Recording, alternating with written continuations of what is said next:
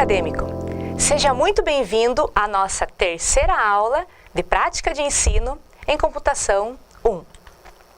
Como você já sabe, nossa disciplina tem como base o livro Resolução de Problemas na Prática de Ensino em Algoritmos e Programação. E relembrando que você pode ficar super à vontade para qualquer consulta a demais materiais da área que contribuam de maneira significativa para a sua formação inicial. Nessa aula, nós vamos discutir a prática de ensino em algoritmos e programação de acordo com a comunidade científica da área educacional. Ela está direcionada à unidade 3 do nosso livro. E nós iremos trabalhar com as aplicações diretas da computação ao ensino. As metodologias, como apresentadas na unidade 2 que nós estudamos, foi a resolução de problemas dentro de vertentes específicas. Então, desenvolver estratégias metodológicas conduz o processo de ensino e aprendizagem em uma perspectiva contrária a métodos tradicionais de ensinar e aprender. As estratégias, as formas, as maneiras de condução do processo ensinar-aprender que nós iremos trabalhar são apenas algumas, dentre inúmeras outras, que a comunidade científica se engaja, seja em novas pesquisas ou em aplicações diretas da prática educacional, tanto em diferentes contextos educativos, mas no sentido de contribuir com conhecimentos científicos educacionais para, então, a área de ensino de computação. As três propostas sistematizadas aqui nessa aula estão em diferentes contextos, no sentido então de mostrar para você como é possível os conhecimentos científicos de algoritmos e programação estarem a serviço da educação. Então, nessa unidade 3, nós discutiremos a prática de ensino direcionada a algoritmos e programação em 3 aspectos. Em pseudocódigos, em Portugal, na resolução de problemas, em expressões e estruturas de controle na resolução de problemas também, e por fim, a prática de ensino em Pascal, na aprendizagem baseada em problemas. Então, na nossa aula 3 aqui, nós começaremos com a estratégia ascendente na resolução de problemas em algoritmos e programação. De acordo com a própria resolução de problemas, para o exemplo de uma situação problema aqui colocada, somar 2 números inteiros.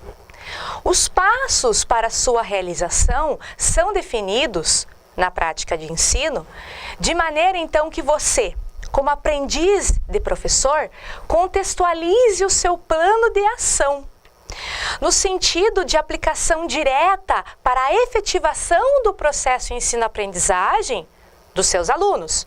Essa estratégia pode ser desenvolvida, por exemplo, em contextos como a disciplina ou o conteúdo de algoritmos para um curso técnico ou tecnólogo, como também na disciplina ou em conteúdos de matemática, da última série da educação infantil ou na primeira série do ensino fundamental, para o ensino-aprendizagem, por exemplo, de adição. Bom, vamos lá então. Para a metodologia da estratégia ascendente, utilizando o pseudocódigo em Portugal, nós então podemos resolver problemas no primeiro contexto, que nós colocamos aqui como exemplo, na disciplina ou no conteúdo de algoritmos de um curso técnico ou tecnólogo em informática. Nós podemos utilizar os passos de Farrer, juntamente com os conhecimentos já acumulados sobre estrutura do algoritmo, que é sequencial, as variáveis, os valores das variáveis, os pseudocódigos e a codificação do pseudocódigo em linguagem de programação, isto é, em Pascal. Então, utilizando ainda a metodologia da estratégia ascendente, nós vamos então utilizar o segundo contexto que criamos aqui, na disciplina ou conteúdos de matemática da última série da educação infantil, ou ainda na primeira série do ensino fundamental para o ensino-aprendizagem de adição. Passamos a utilizar novamente os passos para a resolução de um algoritmo via computador, segundo Farrer, juntamente com os conhecimentos acumulados pela estratégia ascendente, para então, nesse contexto, os alunos lá na escola, eles podem estar, por exemplo, dispostos no laboratório de informática, juntamente com o professor da disciplina, que deve já ter trabalhado alguns conceitos pertinentes à adição. Toda a descrição do pseudocódigo, ele deve estar disponível apenas como um software de interação. Ou seja, o programa eles deve estar funcionando no console de execução do Pascalzinho, que deverá estar aberto em todos os computadores utilizados ali pelos alunos. Durante a condução da aula, você, na figura do professor de computação, pode interagir a todo momento com o professor da disciplina, ou da turma, e também com os alunos. Ambos os professores podem trabalhar juntos no sentido de estimular os alunos a criarem hipóteses diante de outros contextos e também problematizá-los com perguntas que são pertinentes na sua idade e também a promover leituras de outros problemas significativos, a fim então de que a situação problema de ensino-aprendizagem, adição, ocorra. A metodologia da estratégia ascendente pode ocorrer com a utilização do computador como ferramenta. Quando então o professor desafia os seus alunos a construir os seus conhecimentos, e não apenas em receber informações. Segundo o autor Valente, quando o computador ele é utilizado como ferramenta para a obtenção então de conhecimentos que depende de como o professor conduz este processo, transforma-se a escola. Logo, na sequência, nós passamos então para o método do arco, na prática de ensino, utilizando então os conceitos agora de expressões e estruturas de controle na resolução de problemas. Para isso, então, nós passamos a utilizar os 5 passos que nós já estudamos sobre o método do arco, lá na unidade 2, que envolviam, então, a observação do problema, a identificação dos fatores mais importantes acerca do problema, os pontos-chaves, o estudo das causas do problema, a teorização, o desenvolvimento de hipóteses de solução e, por último, então, as ações para resolver o problema. Lembrando que o método do arco, ele deve estar conectado sempre com a realidade dos envolvidos. Aqui é apresentada a metodologia do método do arco. É importante você lembrar que nesse método pode ocorrer, então, durante todo o processo de ensino-aprendizagem, seja de conceitos ou até mesmo de situações práticas, durante o processo ensino-aprendizagem. O contexto aqui colocado está em um problema, por exemplo, da prova da Olimpíada Brasileira de Informática, da OBI, que é utilizada como objeto de ensino-aprendizagem para alunos, por exemplo, do 6º ano do ensino fundamental. A OBI ela vem aumentando gradativamente o número de alunos participantes nas últimas edições.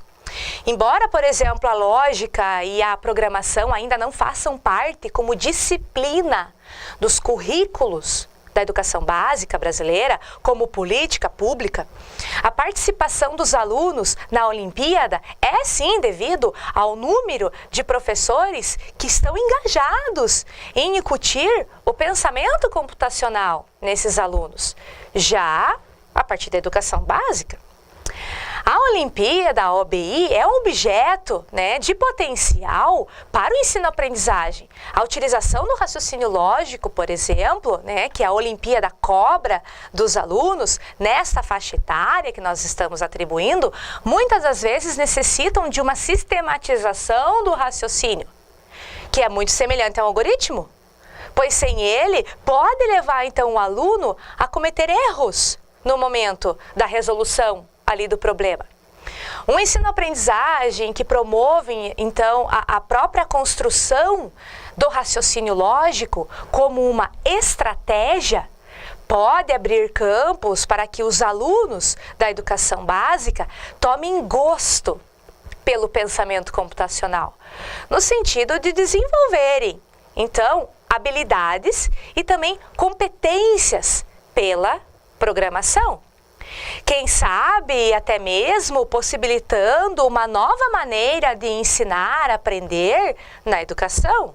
E utilizando o método do arco, você poderá potencializar diferentes maneiras, formas, estratégias de ensinar a aprender dos conceitos sobre algoritmos e programação na própria resolução de problemas, contextualizados até mesmo para alunos do 6º ano do ensino fundamental.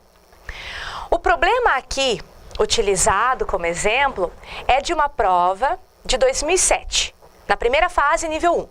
Você pode utilizar qualquer prova da OBI, desde que ela esteja ligado ao seu plano de aula.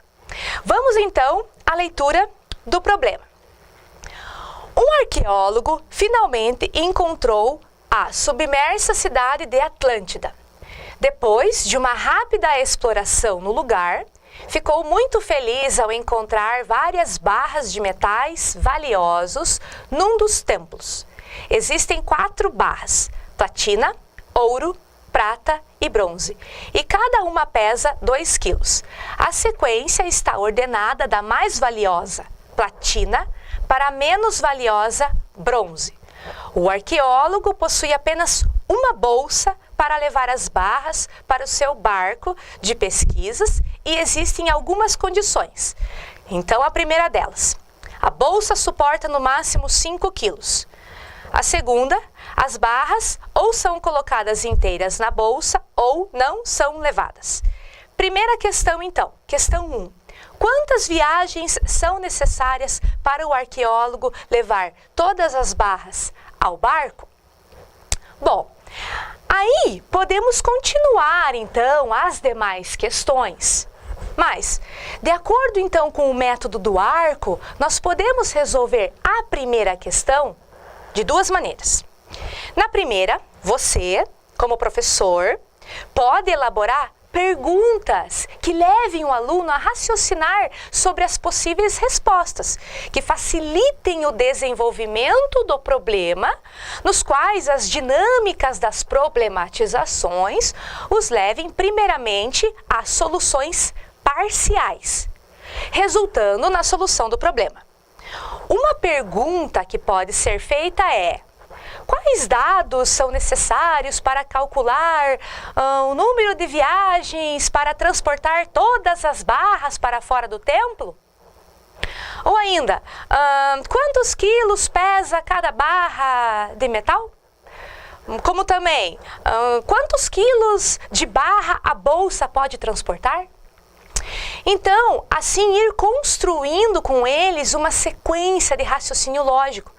Lembrando que pelo método do arco, você pode iniciar a discussão com perguntas muito simples, como por exemplo: vocês já ouviram falar sobre Atlântida? O que é Atlântida? O que é um arqueólogo? O contexto do enunciado do problema na Olimpíada da OBI é real? E também podemos resolver essa situação-problema por um algoritmo em pseudocódigo. no qual então os conceitos de expressão aritmética, expressão lógica e estrutura de repetição se fazem presentes para esta resolução.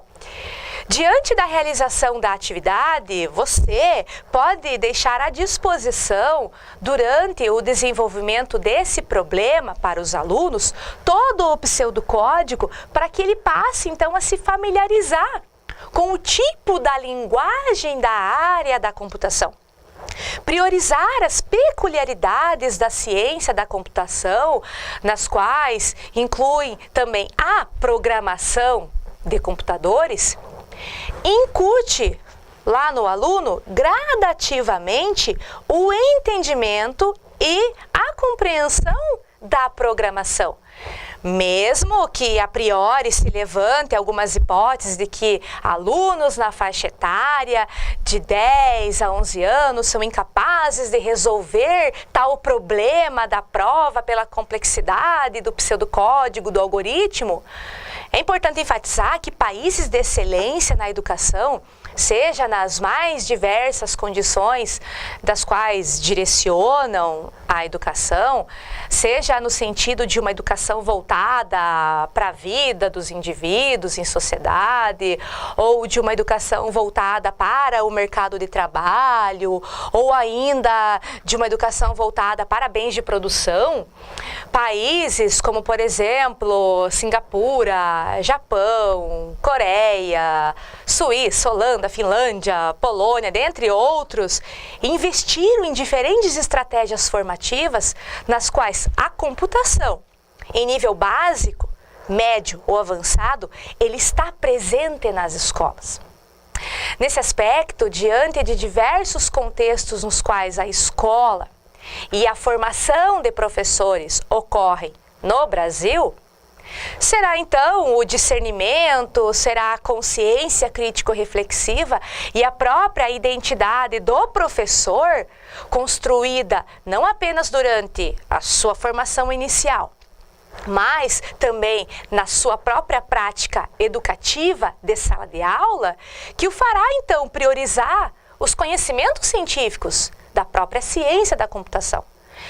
Resolver um problema, como no caso de uma prova da OBI, somente por senso comum, sem que haja uma estrutura de raciocínio lógico, ou ainda por um algoritmo, muito provavelmente levará o aluno a equívocos para a resolução de questões que sejam mais complexas. Segundo o Wynne, o algoritmo ele é um dos pilares do pensamento computacional. E como processo, ele descreve as atividades mentais de raciocínio adotadas para a resolução de um problema. Essa autora, ela defende que um problema complexo, ele pode ser, sim, compreendido e resolvido facilmente por meio da aplicação de conceitos da computação. Nesse aspecto, então, cabe a você, futuro professor, dentro de uma metodologia problematizadora, inserir de maneira gradativa e apropriada também ao contexto o conhecimento científico da área da computação. E a nossa última estratégia que iremos ver nessa aula é a metodologia da aprendizagem baseada em problemas. Como a prática de ensino, então, utilizando Pascal na resolução de problemas. O contexto aqui colocado como um exemplo é a disciplina de computação para um curso de licenciatura em Química. Bom, primeiramente temos que voltar a relembrar os 7 passos da aprendizagem baseada em problemas, que são a leitura da situação problema e esclarecimento de termos desconhecidos, a identificação do problema proposto pelo enunciado, a discussão do problema e a formulação também de hipóteses para resolvê-lo, o resumo das hipóteses, a formulação dos objetivos de aprendizagem e a busca de conhecimentos e estudo autônomo. Por último, então, o retorno ao grupo tutorial para discutir novamente o problema à luz dos novos conhecimentos que foram adquiridos na fase de estudo autônomo.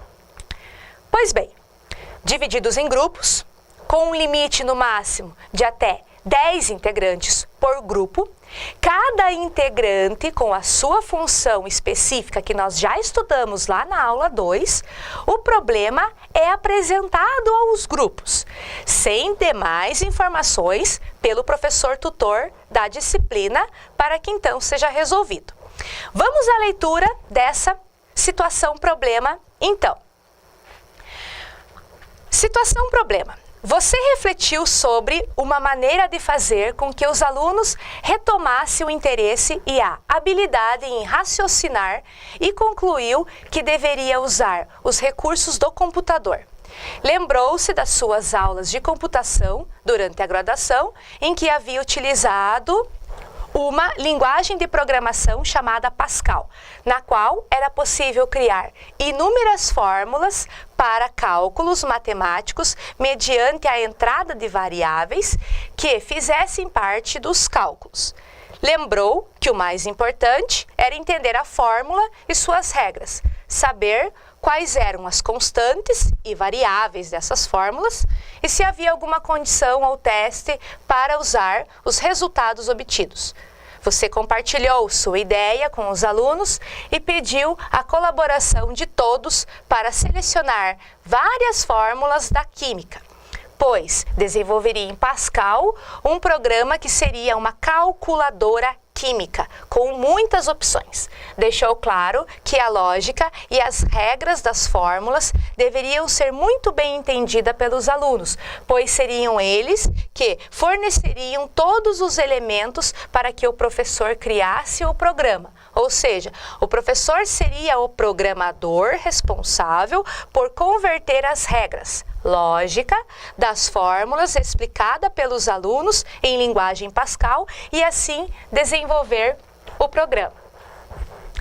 Então, devido toda a contextualização dessa situação problema e todas as particularidades, os professores de Química e Informação, contexto no qual essa situação problema foi colocada dentro da disciplina de computação para o curso de licenciatura em Química, os mesmos foram levados a resolver esse problema com a metodologia da aprendizagem baseada em problemas.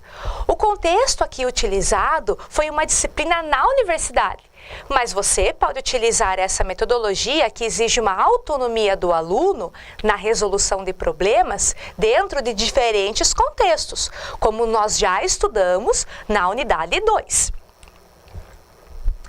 Quais foram, então, os resultados encontrados para a situação problema que nós já lemos em questão? Essa atividade desenvolvida ela precisou de conhecimentos interdisciplinares, ocorrendo a comunicação entre outras disciplinas dentro do curso. 3 semanas foram utilizadas para que a resolução desse problema ocorresse. Aqui ele é colocado como um exemplo, com um determinado grupo que procedeu para essa resolução. Mas, no nosso livro de base da disciplina, é apresentado outros exemplos, para que fique claro para você como, então, a gente desenvolve uma aprendizagem baseada em problemas. O grupo, como exemplo, criou um menu para o usuário dentro de outro submenu, o que levou, então, esse grupo a elaborar uma rede semântica, com a descrição dos conceitos e as suas inter-relações na construção de uma calculadora química, na qual eles queriam encontrar a energia cinética. Colocado então os dados do valor da massa e também da velocidade, o programa passava a apresentar o valor da energia. Lembrando que os mesmos deveriam utilizar a linguagem Pascal para desenvolver, então, esse programa. Pois bem, mas por que, então, nós temos ou devemos utilizar a aprendizagem baseada em problemas? Porque ela aprimora a prática educativa do professor na solução de um problema significativo, tanto para o professor, mas também para os alunos. Ela é uma metodologia dinâmica e ela se aplica a diferentes contextos de aprendizagem, por não ser apenas um modelo fechado e específico de aprendizagem. Ela também envolve a investigação e a reflexão pelos próprios alunos, dos quais exercitam as suas habilidades e também as suas competências, sejam essas na própria formulação de questões-problemas, também na análise do cenário e na resolução em si do problema. E os alunos tornam-se também autônomos e eles desenvolvem a capacidade de autoavaliação e também avaliação do desempenho dos envolvidos do seu próprio grupo. Bom, nós chegamos ao final dessa nossa aula. Cada uma das metodologias aqui trabalhadas apresenta vantagens e, é claro, também desvantagens quanto à sua execução. No entanto, eu espero que você, futuro professor, tenha um posicionamento crítico frente a tais propostas no sentido de avaliar as contribuições para o processo ensino-aprendizagem e também para tomar uma posição, que é necessário conhecer como essas estratégias elas se apresentam e como elas também se desenvolvem no ensino de maneira interdisciplinar. Logo, eu espero que você tenha aproveitado ao máximo essa nossa terceira aula, acadêmico. Caso você tenha dúvidas, consulte sempre o nosso livro-texto e também demais materiais complementares. E para você, então, bons estudos!